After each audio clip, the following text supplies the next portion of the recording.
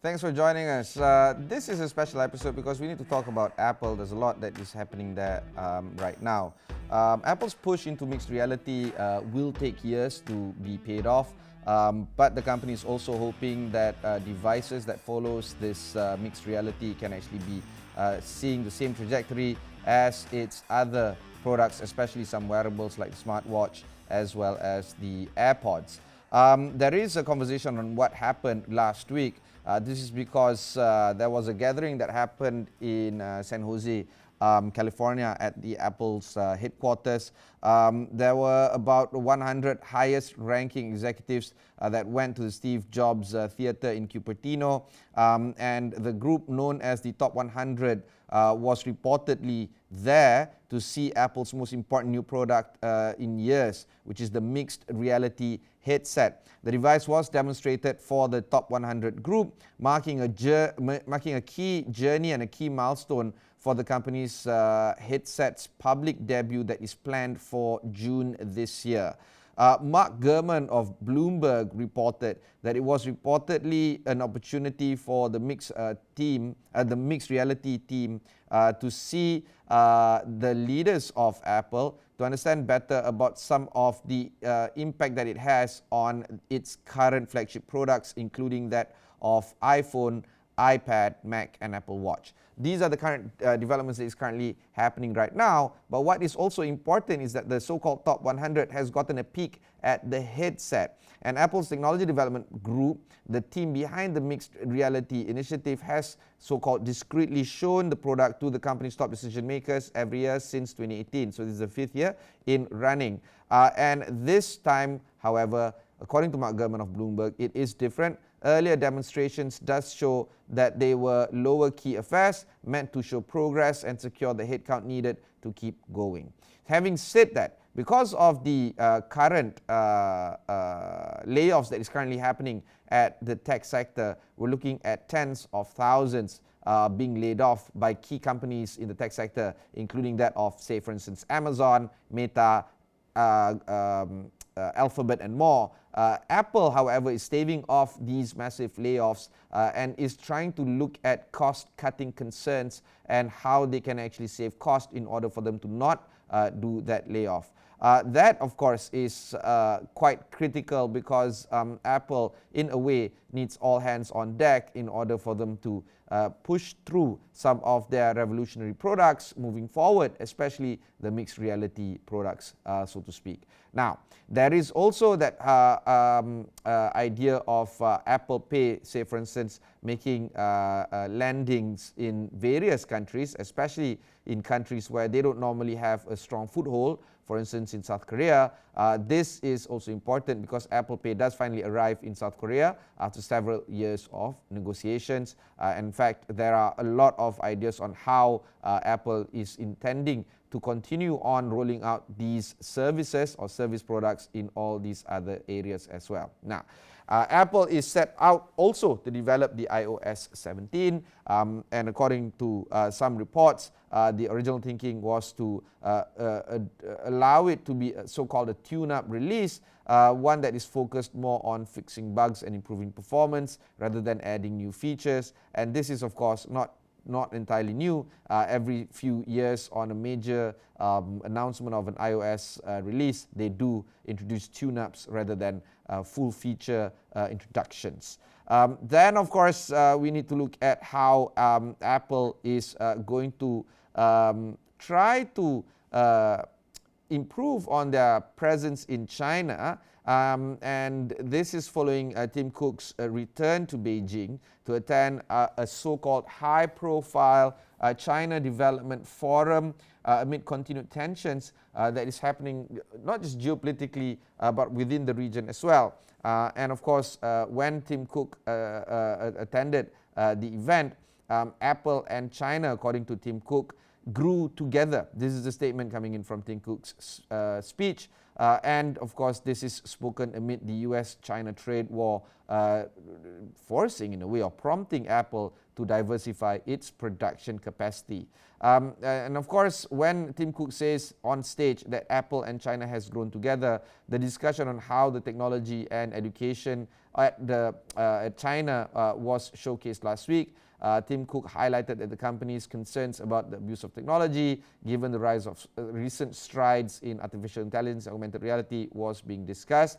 And he says that because of this so-called symbiotic kind of relationship between China and Apple, Apple thus intends to continue on increasing spending on its rural education program in China up to $15 million or 100 million yuan. And of course, Tim Cook added that it was important for children to hone both their coding and critical thinking skills using the Apple education program. There's a lot that can be said when it comes to the Apple event that might not take place in April, but the June event is near certainty because of the WWDC. So there's a lot of these kind of engagements or products that are currently happening there. Okay, when we'll take a short break. When we come back, we'll discuss about the M2 product, especially the Mac Mini that is carrying the M2 chip. We'll be right back after these messages.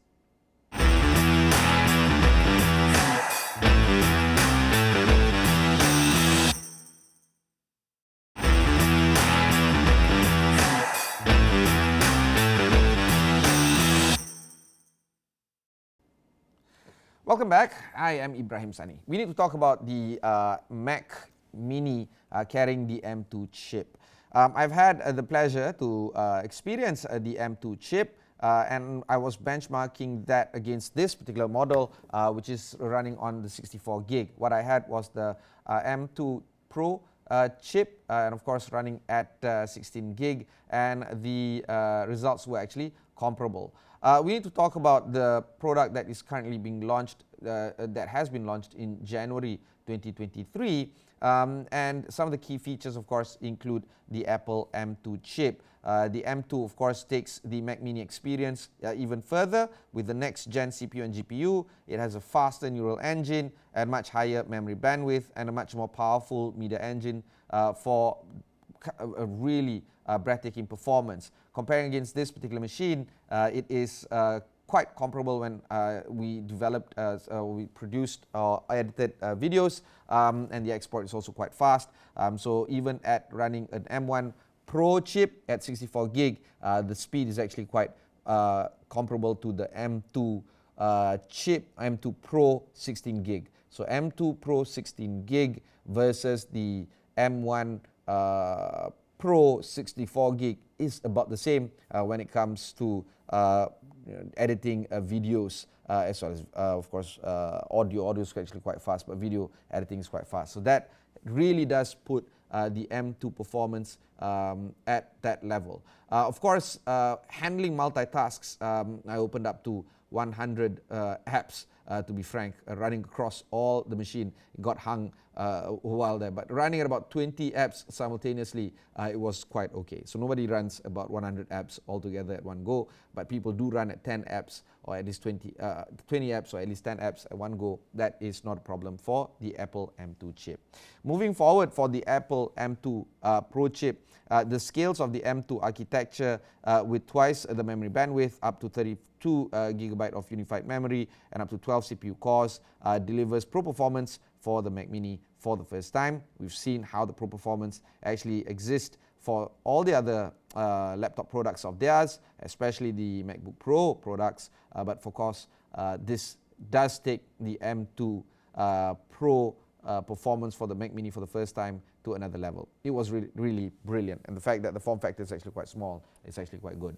For a person like me, where I use a lot of Thunderbolt ports, a lot of USB ports as well for some of our input-output device, including that of an old version of a rather good microphone that allows me to access all the ports quite easily with no extension needed, and that is quite a refreshing experience, because this machine that I have in front of me is actually quite good, but I need all the adapters there as well.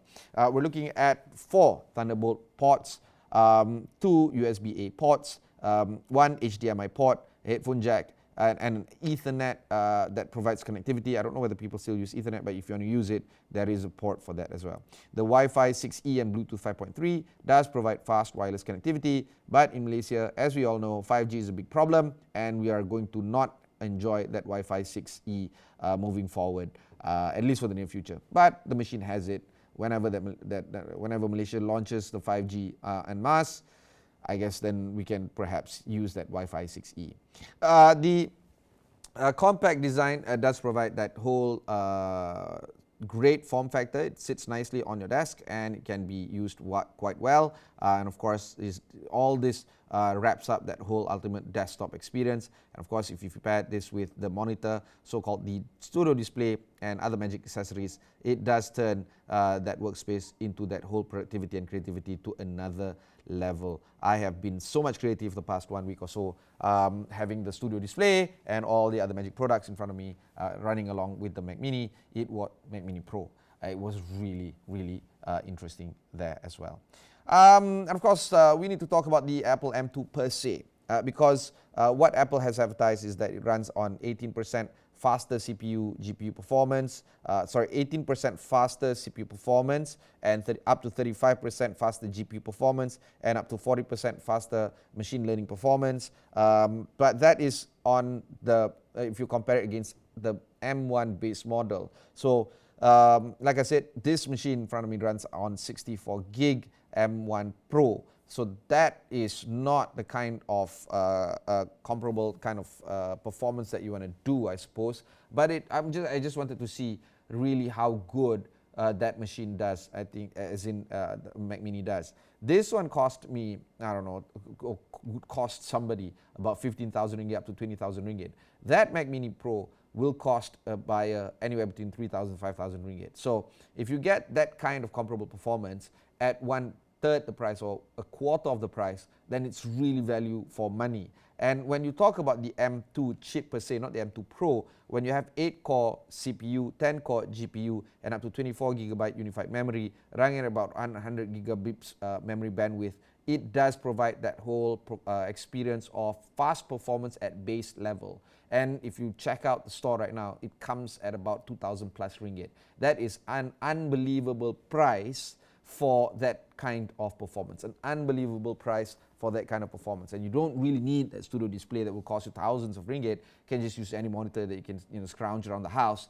But the machine itself is really, really remarkable. And that is just the M2 chip. We haven't even touched the M2 Pro yet. The M2 Pro has up to 12-core CPU, up to 19-core GPU, up to 16 or 32 gig unified memory. That machine is actually quite closer to this machine. And if running at about 3,000, 5,000 ringgit, it's really, really fast for a really, really cheap product. And according to Apple, for the M2 Pro chip, we're looking at up to 1.9 times faster CPU and up to 2.6 times faster GPU and up to 40% times faster ML performance.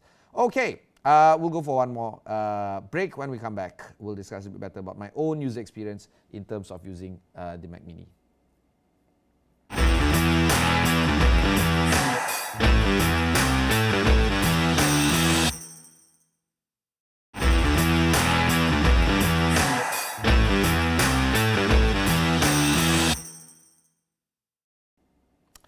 Welcome back. All right, now we move on to the subjectivity test, I suppose, because when I was using the Mac Mini, the first thing that I realized was that how small it is and how beautiful it sits on my desktop. I cannot carry it around, I get that, I have this. But at the same time, when you talk about the smooth handoff feature of the iOS ecosystem, it works like a charm. In fact, quoting the late Steve Jobs, it just works. And that's the beauty of it. When I want to be a little bit more productive and I have intense work, I have the 64 gig M1 Pro right in front of me where I can work. For me to review, for me to do quick analysis and perhaps do some quick editing, I go back to my house and do that work on the Mac Mini Pro. That is the key feature there. Another element is the fact that there's a lot of input-output outlets.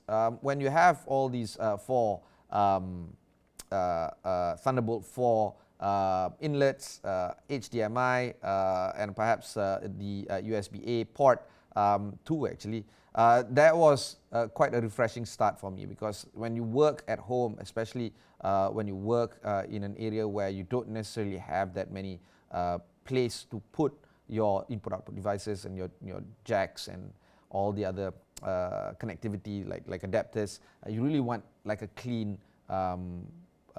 outlay for your desk. So my desk is actually quite very clean now. Another area that I felt quite interesting is that I don't normally touch my MacBook Pro at all when I'm at home, considering that everything I need to do I could do on the Mac Mini right now. And when you have that kind of I guess delineation between having a Mac Mini and you can do work there, and any other heavy duty stuff that can be carried forward by a Mac Mini Pro, MacBook Pro, that allows me the kind of convenience that I was looking for the longest of time.